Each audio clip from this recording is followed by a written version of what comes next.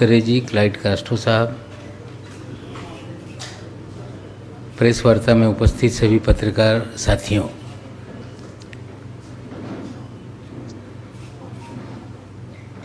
जिस तरह के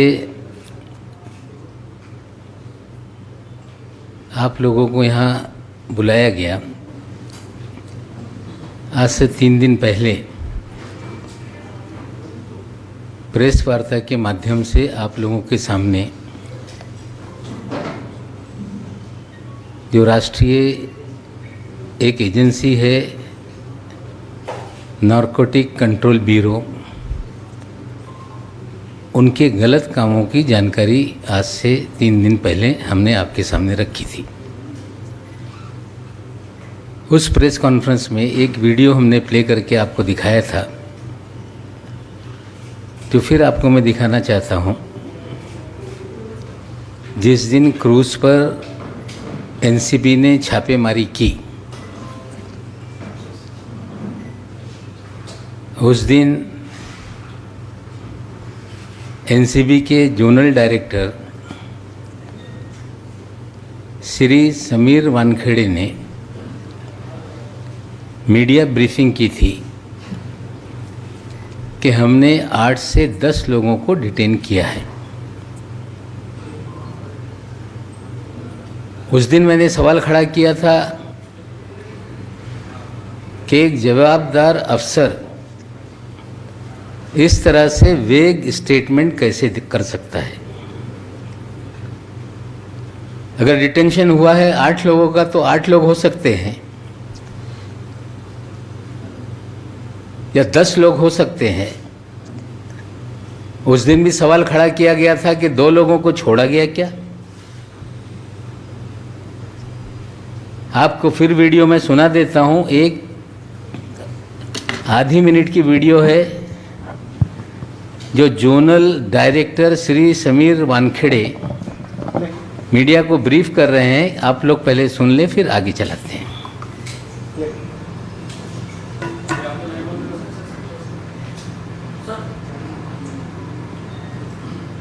कितने लोग शामिल लिए गए? कितने लोग शामिल लिए गए? 8 से 10 जनों को भी दिया नहीं। 8 से 10 जनों को भी दिया नहीं। 8 से 10 जनों को भी दिया नहीं।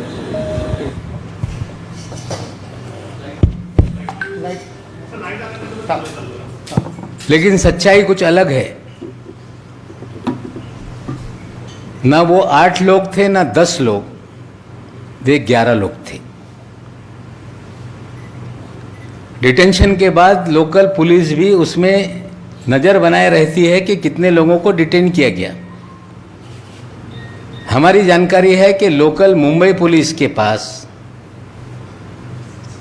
सुबह तक पूरी जानकारी थी कि 11 लोगों का डिटेंशन हुआ, और फिर उसके बाद एकाएक खबरें आई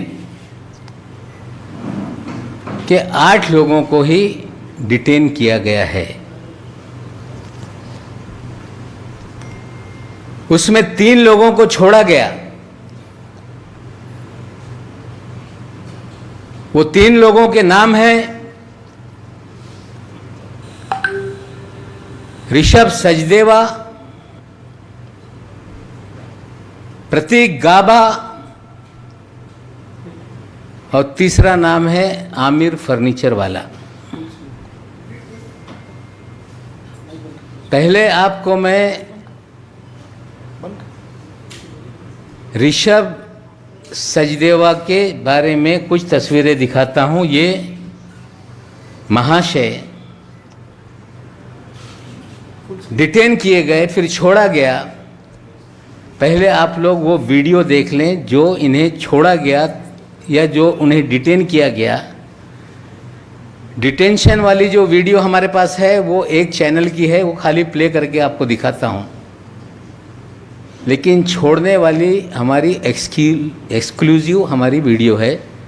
डिटेंशन वाली ये गाबा साहब जो हैं, ये ऋषभ सचदेवा जी जो हैं, इनको डिटेन किया गया। ये डिटेन करके इनको ले जाया जा रहा है।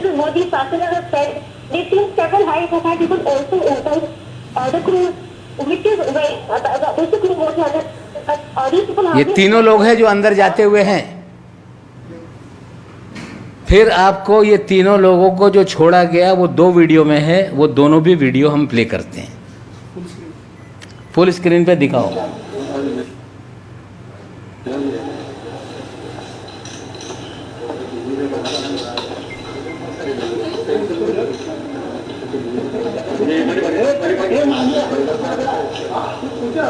कुछ पूछा क्या आपको, कुछ बताइए अब तक क्या क्या कुछ बात हुई?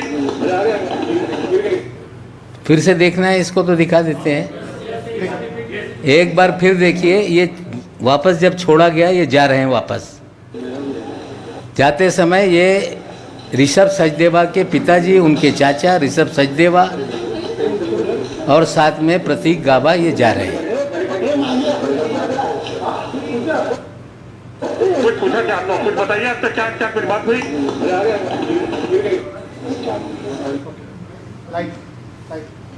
जो एक चैनल पे 3 लोगों का जाता हुआ हमने दिखाया, जो तीसरा व्यक्ति है आमिर फर्नीचर वाला, वो जब छोड़ा गया उसकी भी वीडियो आप पहले देख लें, फिर विस्तार से हम ब्रीफ करते हैं। कहाँ के लिए थे? अच्छा, लेकिन उनको अंदर जाने नहीं दिया गया। कहाँ से कहाँ तक के लिए बुक कराया था? कहाँ से कहाँ तक के लिए बुक कराया था? नॉर्मल बता दीजिए कि आप लोग जा रहे थे, कहाँ के लिए बुक कराया था, टिकट कितने का बुक हुआ था?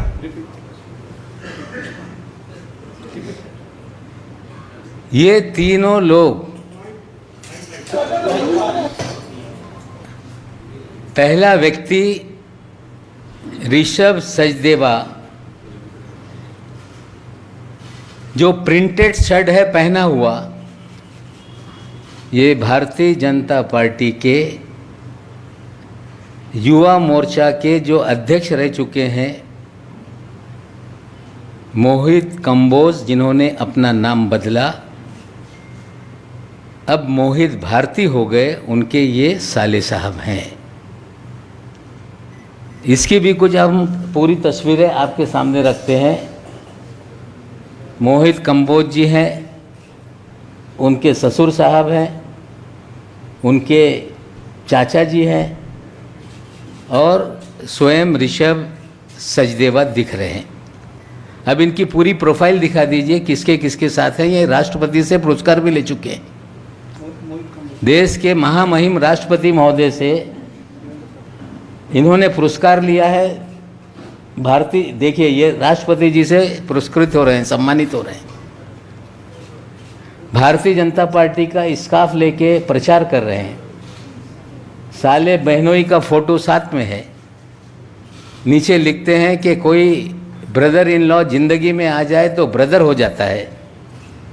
और ये सारी तस्वीरें ये दिखाती हैं कि ऋषभ सचदेवा, जिसे डिटेन किया गया और 2 घंटे के बाद उन्हें छोड़ा गया।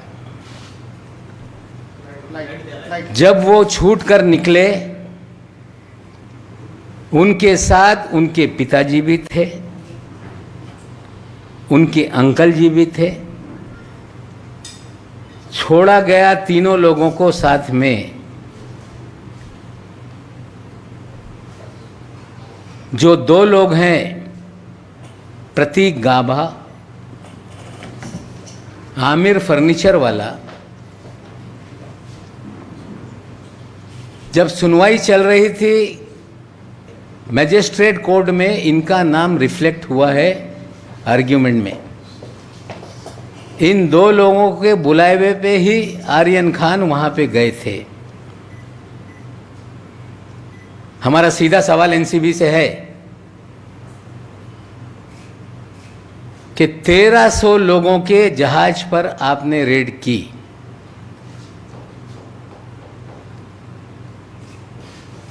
रेड आपकी 12 घंटे तक चली। उसमें आपने 11 लोगों को सिलेक्ट करके आपने डिटेन किया। डिटेन करने के बाद आपने इन सभी लोगों को एनसीबी के कार्यालय में पूछताछ के लिए लाया। ये 3 लोगों को छोड़ने के लिए किसने आपको आदेश दिया, इसकी जानकारी एनसीबी को देनी पड़ेगी। हमारी जानकारी है कि भारतीय जनता पार्टी के दिल्ली से लेकर महाराष्ट्र तक नेताओं ने फोन करके ऋषभ सचदेवा को छोड़ा जाए ये आदेश दिया।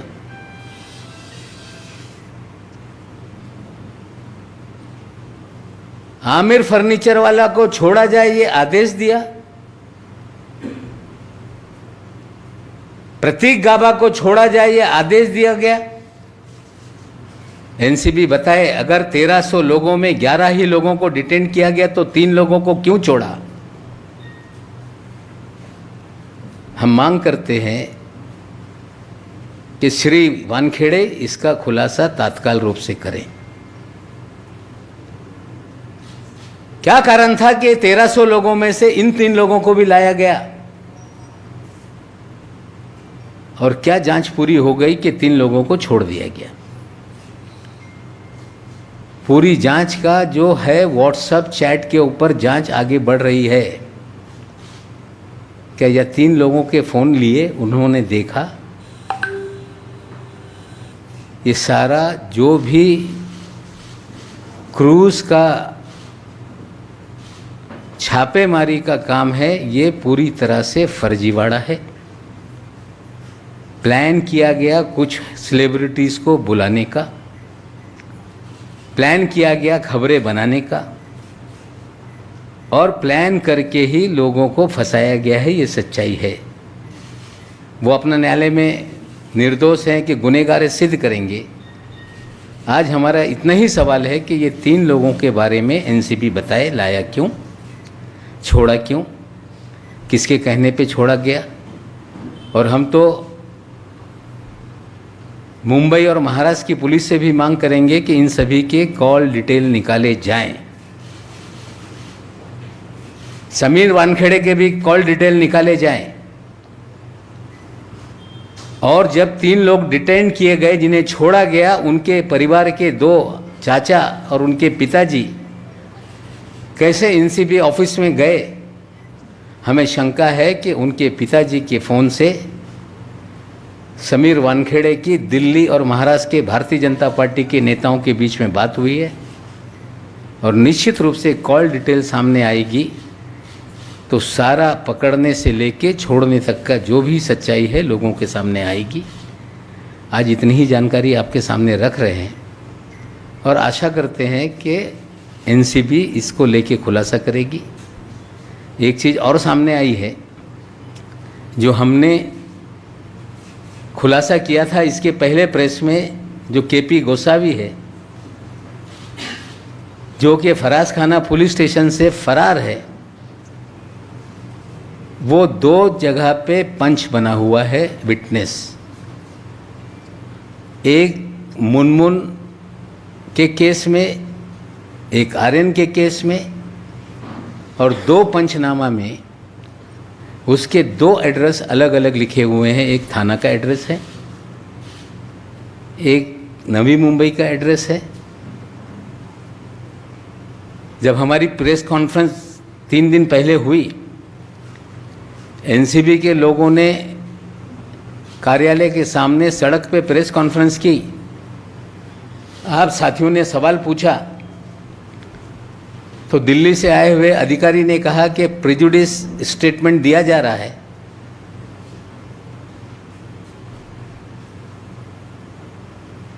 कहा जा रहा है कि नवाब मलिक प्रेजुडिस है। मैं आज फिर दोहराता हूं कि हमने हमारे घर के दामाद की गिरफ्तारी पे कभी भी कोई सफाई नहीं दी थी। लगातार बीजेपी के नेता बोल रहे हैं कि नवाब मलिक के दामाद को पकड़ा गया इसलिए नवाब मलिक सवाल उठा रहे हैं। मैं आज फिर खुलासा करता हूं कि टाइम्स ऑफ इंडिया के आप नवंबर 2020 के अखबार खोलें।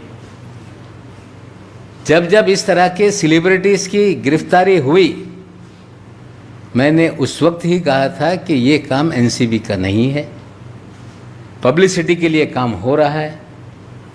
उसी समय से लोगों को कहा जा रहा था कि नवाब मलिक को हम ठीक करेंगे। आपने किया है, निर्दोष है वो, निर्दोष अपना जो भी है उसका दामाद सिद्ध करेगा। लेकिन जो आज हम सवाल उठा रहे हैं, जो पिछली प्रेस कॉन्फ्रेंस में सवाल उठाया उसका जवाब से लोग भाग रहे हैं। आज फिर हमने सवाल उठाया है, उम्मीद करते हैं कि एनसीबी उसका जवाब देगी। भारतीय जनता पार्टी के विपक्ष के नेता जो हैं दरेकर साहब बोल रहे हैं कि अगर उनके पास कोई जानकारी है तो एनसीबी को ले जाके दें। जो फर्जीवाड़ा कर रहा है क्या उसको जानकारी दी जाएगी? हमें लगता है कि महाराष्ट्र के विपक्ष के नेता श्री प्रवीण दरेकर जी, आदरपूर्वक कहना चाहता हूं कि जिस एजेंसी के खिलाफ हम सवाल खड़ा कर रहे हैं सारी जानकारी उनको ही दो, इस तरह की बात करना ये गलत है। आप भारतीय जनता पार्टी के नेता हैं, मैं मांग करता हूं कि इतना बड़ा मामला है, कोई कमीशन आप बिठा दीजिए। ये सारी जानकारी जो मैं दे रहा हूं गलत है, उसकी जांच हो जाए, एनसीबी की जांच हो जाए, सारी जानकारी जो है हम उनके सामने रखेंगे। लेकिन ये कहना कि एनसीबी के सामने सारी जानकारी दी जाए, हमें लगता है जिनकी गलतियाँ गलत कामों को उजागर किया जा रहा है उनको ही जानकारी दी जाए। इस तरह की बात हमें लगता है ये कोई समझदार व्यक्ति की बात नहीं। फिर कहता हूँ कि एनसीबी बताए कि 3 लोगों को क्यों डिटेन किया, क्यों छोड़ा, उनके घर के लोग अंदर कैसे आए, किस नेता का फ़ोन आया था, किसके बोलने पे छोड़ा गया। ये सारे सवालों का जवाब एनसीबी को देना पड़ेगा। अगर आपके कोई सवाल हैं तो आप पूछ लीजिए, उसके बाद मराठी में मैं बात करूँगा।